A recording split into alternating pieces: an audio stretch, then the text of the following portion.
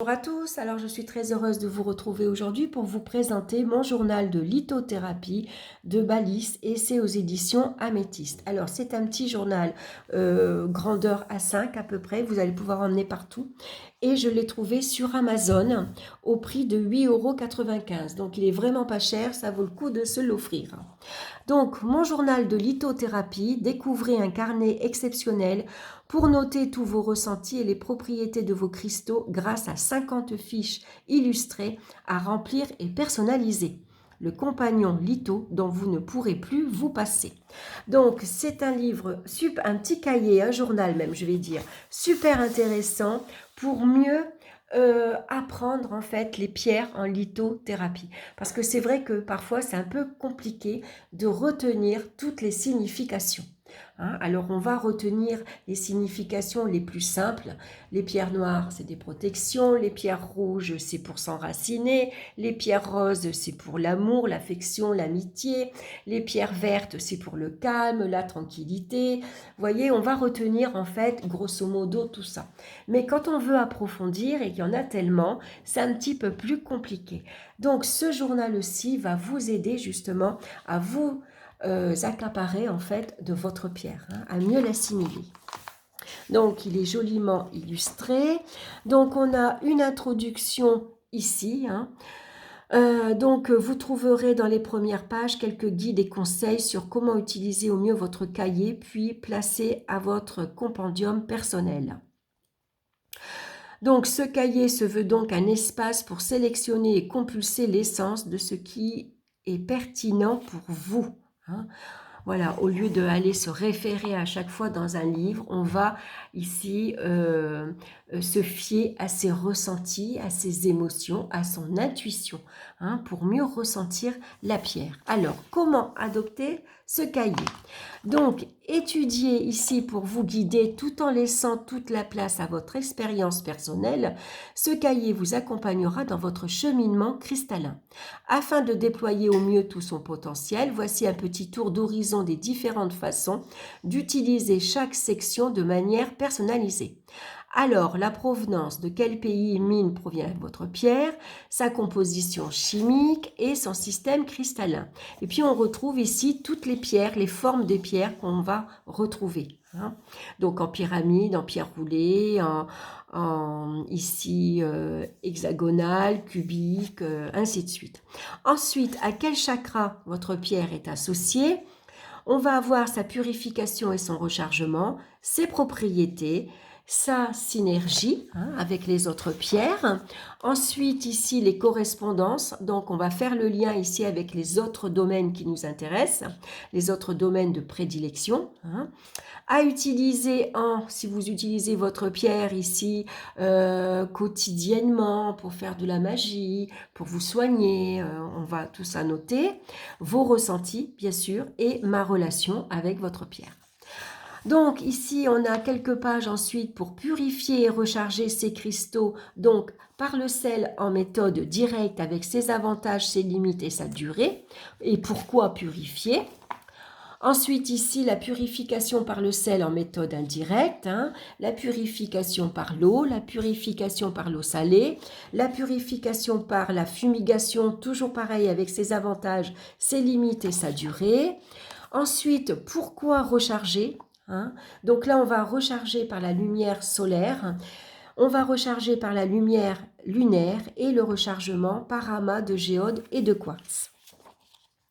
Donc, équilibre intellect et intuition. Est-ce une intuition ou une préférence?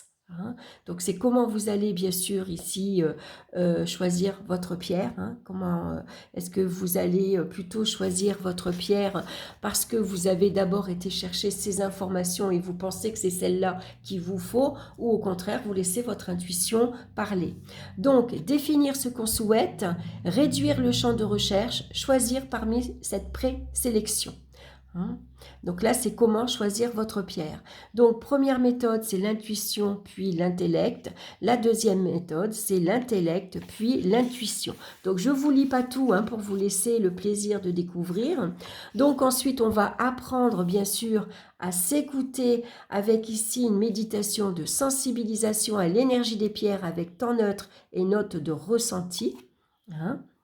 Donc ici, il explique que bien sûr que chaque ressenti est différent pour chaque personne. Hein. Ce qu'une personne va ressentir, vous forcément, vous n'allez peut-être pas ressentir la pierre de la même façon. Donc il n'y a pas d'autre clé que de laisser venir, d'autres recettes que de réitérer, d'expérimenter. Donc ensuite, on va commencer ces exercices. Donc on a 2 pages d'exercices. Donc là, bien sûr, vous allez pouvoir colorer ici la pierre, cette petite bouteille, hein, si vous faites des élixirs avec votre pierre. Vous allez pouvoir aller sur Internet, rechercher votre pierre, vous l'imprimez, vous la collez, vous dessinez, vous rajoutez une feuille si vous voulez, s'il n'y a pas assez de place pour écrire. Vous faites ce que vous voulez. Donc là, on va noter la pierre. Sa provenance et date ici d'acquisition, sa composition chimique, son système cristallin, la fréquence de purification. Ici, on retrouve les chakras. J'adore ce petit dessin, ce modèle. On sait comme ça où les chakras se placent dans le corps humain. Et vous allez colorier donc le chakra qui correspond à votre pierre, bien sûr.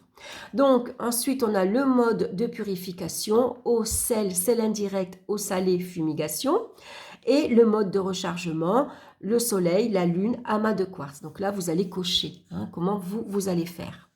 Ensuite, ses propriétés physiques, émotionnelles et spirituelles. Donc, vous pouvez faire des recherches également dans des livres ou sur Internet. La synergie des cristaux. Donc, cette pierre, vous pouvez l'associer avec telle autre pierre, à éviter avec telle autre pierre et ses correspondances.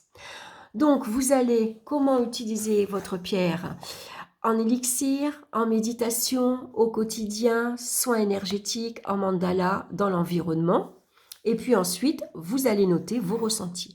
Donc, vous collez une image de votre pierre ou vous la dessinez et vous marquez, vous, comment vous utilisez votre pierre, quel est votre ressenti en positif mais également en négatif. Hein, c'est intéressant de marquer les deux. Et puis, en faisant ces exercices comme ça, vous mémorisez visuellement et mentalement, bien sûr. Et du coup, on s'approprie davantage la pierre et donc on mémorisera davantage sa signification. Donc ici, si vous faites des élixirs, on voit une petite bouteille. Donc si vous voulez faire de l'eau de lune, vous allez noter que vous prenez de l'eau, hein, que vous pouvez purifier avant, bien sûr. Que vous pouvez, comment dire, vous pouvez poser vos trous par exemple sur, comment ça s'appelle, oh zut, je ne me rappelle plus. Je vais vous montrer parce que là, je ne trouve pas le nom.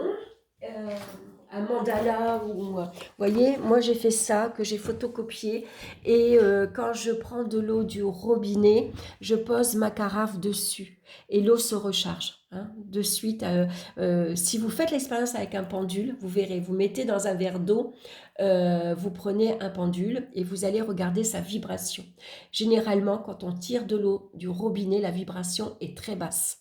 Si vous la posez ici sur une fleur de vie, par exemple, quand vous allez revenir 10 minutes après avec votre pendule, vous allez voir vos vibrations, les vibrations de l'eau auront augmenté. Donc, n'hésitez pas à le faire, vous verrez, c'est super intéressant. Donc, moi, j'avais été sur Internet, hein, vous trouvez, comment dire, tous les... décidément, aujourd'hui, je cherche tous mes mots. Voilà.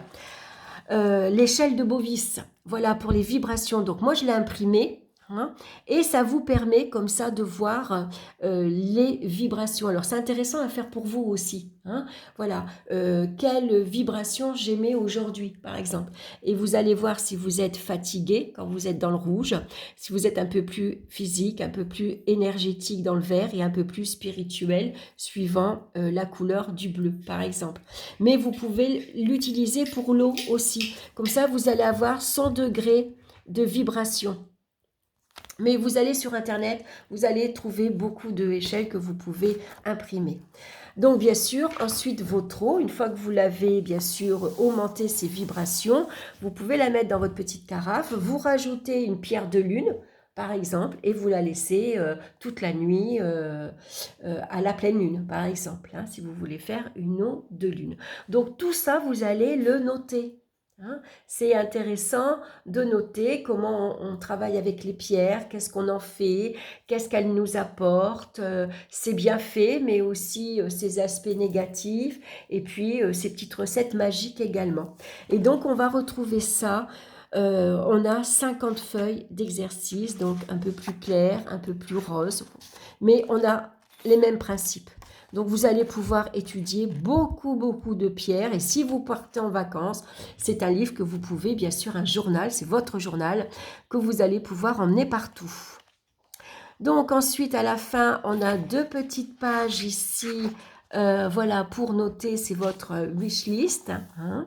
Donc, vous notez les pierres qui vous manquent, que vous avez envie pour votre futur achat, vos livres, ainsi de suite. Donc, je trouve ça sympa. Et puis ensuite, on va retrouver donc plusieurs ici livres qui ont été édités sur les différents cristaux.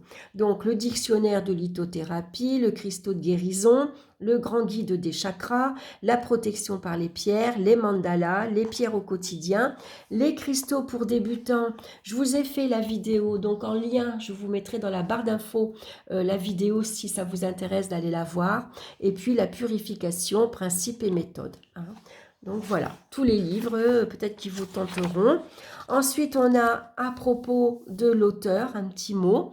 Et puis, si vous avez aimé mon journal de lithothérapie. Et voilà, donc j'ai trouvé ça super sympa. Donc vous voyez, il est tout neuf encore, je l'ai reçu qu'hier. Donc je voulais vous le présenter avant que moi aussi je vais voilà, choisir la pierre voilà, qui m'attire. Voilà, je vais pouvoir créer mon propre journal de lithothérapie. J'ai trouvé que c'était une excellente idée. Voilà, j'espère que cette vidéo vous aura plu. N'hésitez pas à me laisser vos commentaires. Likez si cette vidéo vous a plu, ça fait très plaisir. Et puis abonnez-vous également hein, si ma chaîne vous plaît. En tout cas, moi je vous embrasse et on se retrouve très bientôt pour une nouvelle vidéo. Bye bye!